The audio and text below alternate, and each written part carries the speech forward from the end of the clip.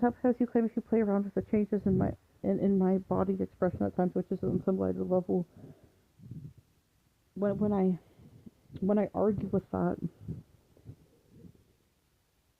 was an inviolable thing. Because if I argue with you playing around with the changes in my expression, that would make that a viable thing. Because that's what you're doing. You're paying into my changes. And covering they go into something else. So suppose you're giving, suppose you gave my life some of the values. That's not my issue.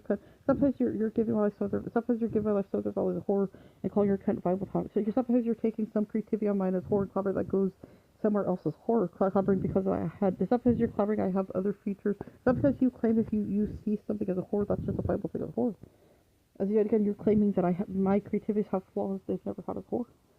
Or you're taking if I do have a creative short fat right now, claiming that has that has inviolable elsewhere as well.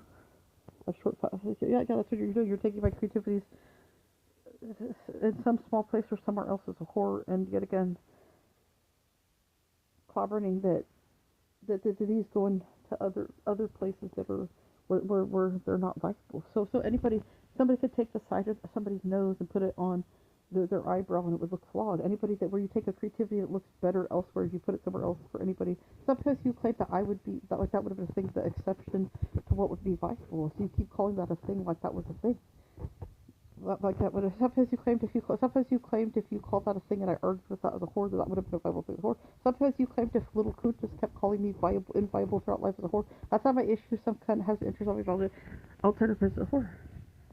So it's not because yet again you claim if you can invalidate me with things as a horror that was yet again a reflection of me as a horror. Anybody or how this viable as horror is what I mean.